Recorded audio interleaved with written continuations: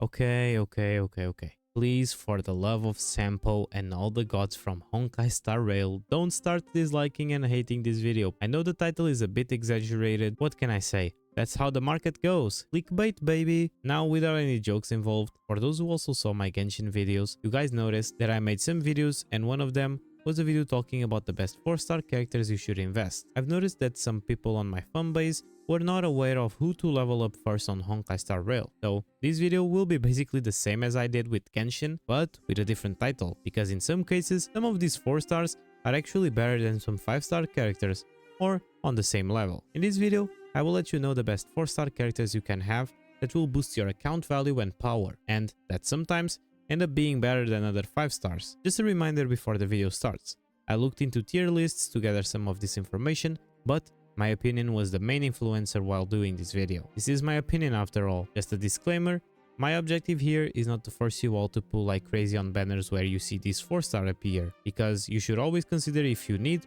or want a 5-star character before pulling. The purpose of this video is just letting you know who are the best 4-star characters in the game for now, and giving my opinion about them, because maybe you have them in your account, but you were too lazy to look into their kit. Keep in mind, if you disagree and think something different related to what I'm going to say in this video, leave your comment down below explaining your opinion. Just be respectful while you do it, okay? As always, don't forget to sub and liking this video. Only 3% of you are subscribed, so let's see if we can change that, okay? If you wish to support my channel even more, you can always become a member. All my other links are on the description. Without any furthers, let's now discuss who are the best 4-star characters that everyone should invest, because they end up being better than some 5 stars. Just before talking about the characters themselves, let's talk about some honorable mentions. For the first honorable mention, I decided to give it to Erta. She's a good character, especially after the release of Pure Fiction, and that's exactly why she's here. She destroys in AoE content and does extremely well into summoner type enemies, while also providing a large amount of toughness damage. And let's not forget that the fact that she's totally free, even the Eidolons. She's an amazing character to have, and even if you don't find any use on playing her for the story or doing the MOC, trust me, you will like to have a Herta leveled up for Pure Fiction.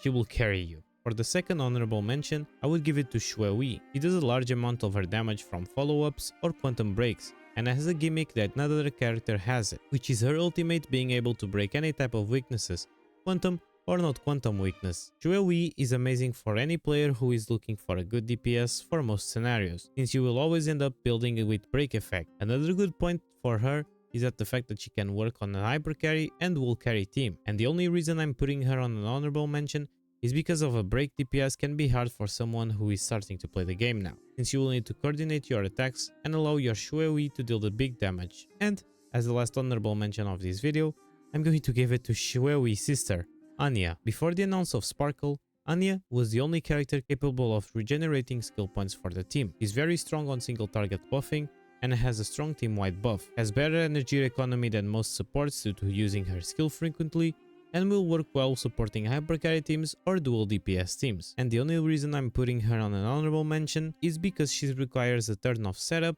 due to how the damage buff from the burden works, because sometimes it can be too clunky to deal with. Now that we talked about the 3 honorable mentions, let's now discuss about the characters that I believe everyone should invest, because they will not disappoint you. Starting with Asta herself, she's a character that everyone gets for free, and she's actually the first character we will pull from the banners. She's a universal support character, has a massive team-wide speed boost with her ultimate. She's able to be a support for dual carry teams very well and have different ways of being built. Most people build her as a support, but some also build her with break effect due to her skill having a good toughness break. And in my opinion, the only downside of Asta is that the fact that to charge her stacks, you are dependent on some randomness of her skill bounce, as well as some good skill point management. But overall, she's an amazing character that most people will not regret having leveled up. Another great character that most people should invest is Xingxue, the best 4-star DPS at the eyes of most players, and many go as far as saying she's better than some 5-star DPSs. I'm looking at you, young king. I like you, but Gamble Queen takes the crown.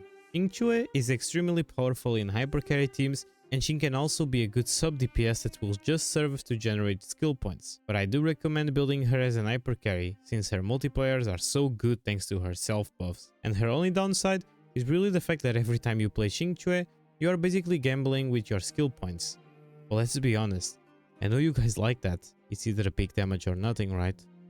So we'll start gamble. You will gamble, right? In the eyes of some, Tingyun is the best 4-star from the game, and I really share the same opinion. She is the best 4-star character from the game without any doubt for sure. She is an attack buffer that can also buff a lot your overall damage and even raw multipliers. She's very skill point positive because you just need to do a skill for every 3 attacks your DPS takes, and her burst does something that none other character can do, or at least at the same level as her, which is giving a lot of energy for a character. Another amazing advantage of Tingyun is that she works wonders at E0, but the more Eidolons you get, the better. So please, if you have a Tingyun and you never leveled her up, stop what you are doing and do what must be done. Oh, and if you are waiting for a disadvantage about Tingyun, I'm sorry to inform you that the only ones I can think about is the fact that her buffs only works for a single target. So yeah, she's really that boss here. The next character I'm going to talk about is a character that managed to be better than a 5-star in the eyes of many players, and that character is Lynx. Lynx was the 4th healer we got into the game, and was fighting against Luocha, Bailu and Natasha. And well, the only healer she was not able to defeat was Luocha. Natasha, being the free healer, will be way weaker than other healer that comes into the future, but Lynx being better than Bailu was something actually funny to watch. Lynx has really strong and consistent AoE healing. She's very durable, and she has something that unfortunately Bailu doesn't have, which is a cleanse, not a normal one. Lynx has an AoE cleanse. Besides from that, Lynx also allows you to play a specific team comps thanks to her taunt manipulation, and all of these make Lynx one of the healers that managed to be better than a 5-star healer. For the last character I'm going to recommend on this video, Pela. I know, on the thumbnail you saw me comparing Pela with Silverwolf, and even though I mentioned in the beginning it was clickbait, at the eyes of some players, it's not a clickbait, and is actually a true factor. Pela is able to dispel debuffs from enemies with her skill, something that Silverwolf cannot. She is fully skill point positive, will fit in any team, and has almost 100% ultimate uptime. She is not able to implant type weaknesses on enemies like Silverwolf can, but both of them have the same ultimate pretty much. But Pela, she has a massive AoE defense shred, while Silverwolf only has it on single target. In my eyes, Pela is one of the best 4-star characters of the game, and should be on the same level as Tingyun, and I'm proud of having her leveled up since the beginning of the game. Trust me everyone, if you end up getting Pela, or if you already have her, should give her a chance to prove her value.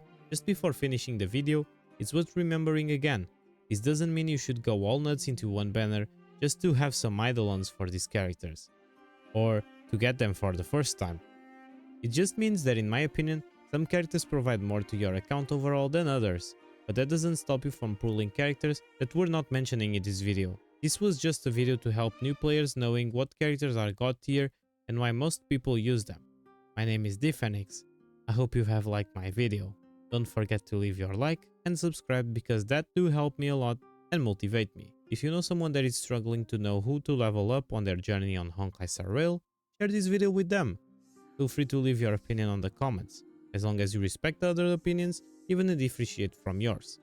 Thank you so much for watching this video. It was a pleasure having you from that side. A special thanks to my members. Bye bye everyone. See you all in the next video. See ya.